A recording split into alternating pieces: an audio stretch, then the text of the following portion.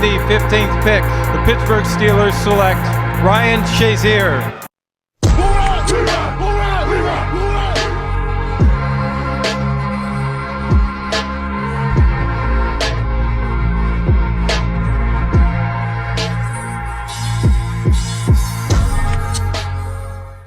So, for those who don't know, Ryan Shazier is a former Pittsburgh Steelers linebacker. He was drafted in 2014 and made his debut on September 7th of that same year. From there, his career skyrocketed, and up until December 4th of 2017, Shazier was quite the player. On the 4th of December in 2017, the Steelers were playing the Cincinnati Bengals. Only 4 minutes into the first quarter, after a tackle, Shazier laid flat on the field and didn't get up. On 2nd and 5, plenty of time for Dalton.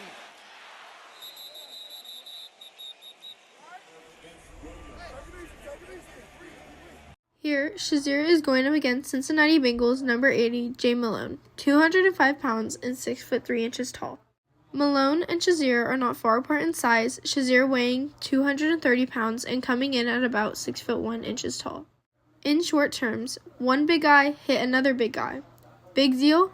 Yes, and I'll tell you why. If we pay attention to the angle at which Shazier initiates the hit, we notice his head flexed, which automatically tells us his cervical and thoracic spine were also flexed, making them vulnerable in this situation. If you look closely, you can see the top of Shazier's head is first to make contact with Malone's hip while Shazier is running, channeling all the energy generated from the hit to flow down his spine. So, improper head positioning led his spine to absorb the force. So what's crazy about this particular play, and my coaches will even tell you, after every practice, I used to actually practice on trying to tackle with my head up. I was trying my best, and I always practice after every practice and with the tackling dummy. But it's a lot harder tackling a real person than a tackling dummy. You know what the tackling dummy is going to do. You don't know what a real person is going to do. But in this situation, I knew it wasn't that hard of a tackle. It was a drag route. Malone was just crossing the field. And I told myself, this is actually a pretty easy tackle to make. This isn't a hard tackle to make. A linebacker with a receiver doing a drag route, that's almost a guaranteed tackle. In the situation, the NFL is trying to implement rules about safety. And in this situation, I actually focused in on, let me make a safe tackle. Because normally when I make a tackle, it's not about, let me try to make a big hit or let me try to, sometimes I'll try to force a fumble or things like that, but it wasn't from a big hit. It was more about, let me just get this guy down. But in this situation, I was like, hey, let me make a safe tackle, try to get my head across. And I unanticipated how fast he was going. And when I tried to get my head across, it stuck my head out and I hit him in the hip. And it was a typical tackle. I made that tackle thousands of times. But in that instant, I ended up fracturing some vertebrae in my back and caused me to have a spinal cord injury. Now, Shazier was a fairly safe player, and his previous injury record only included 1 Grade 1 cranial concussion, 2 Grade 2 MCL sprains, a Grade 2 pedal ankle sprain, unspecified shoulder injury, unspecified knee sprain, and an unspecified thigh/hamstring. Being that Shazier is a linebacker, some of these injuries could have seriously taken a toll on his career, but fortunately he was able to recover in a good amount of time to continue playing. Back to the actual injury. First, obviously, both players are moving at a high speed since they are running, and Ryan moves his head down, meaning his cervical and thoracic spine were flexed, as said before, and his position led to his spine being compressed. Right after the hit, Shazier lays out with his hand pressing on his lower back while the medical staff runs on the field. Shazier reported that he immediately felt a burning sensation in his lower back, something similar to a tingle, and he experienced severe weakness from the waist down. The medical staff would have likely performed a series of special tests, including range of motion, strength testing, functional testing, neurological testing, and sports-specific testing. Range of motion would help determine the extent of a potential injury and guide treatment plans and help monitor the athlete's progress. Strength testing helps medical staff evaluate neuromuscular, musculoskeletal, and neurological conditions, which can help identify weaknesses and diagnose potential issues.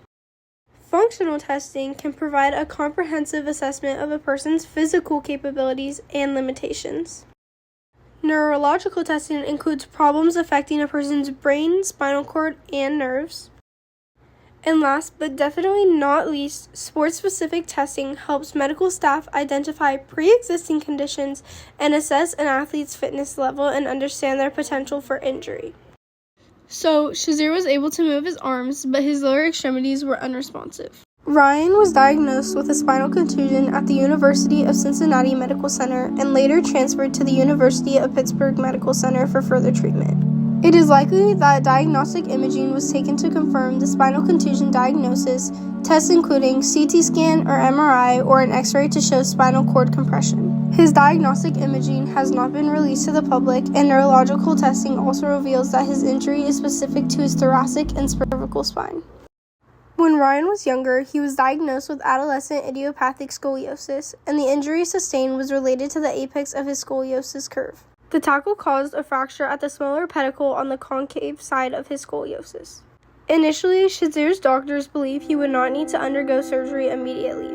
Unfortunately, plans did change, and in a couple days, he did end up undergoing emergency spine stabilization surgery. The surgery was deemed necessary when it was revealed the extent of his actual condition.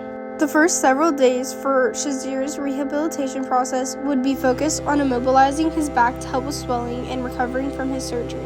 At the 2-week mark, his rehab would start being solely aimed on range of motion exercises, and starting this rehab early would help to reduce muscle atrophy.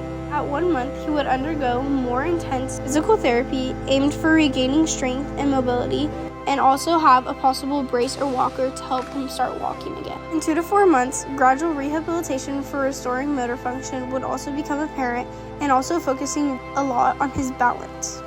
From Shazier's injury, many people learned the importance of proper techniques, not just in tackling for football, but for every sport. Taking the time to perfect a technique can be the difference between a career-ending injury and a lifelong career. Not only is proper techniques important, we can also learn the importance of immediate mobilization, specifically for spinal injuries. To prevent similar injuries from happening in the future, Shazier dedicates a part of his time now to spread the importance of proper tackling form. And he also discusses the possible changes needed to be made in head/neck gear for football. Not only can we learn these important things from Shazier, but we can also talk a lot about drive from Shazier himself. He has made a full recovery from his spinal injury and is no longer deemed paralyzed.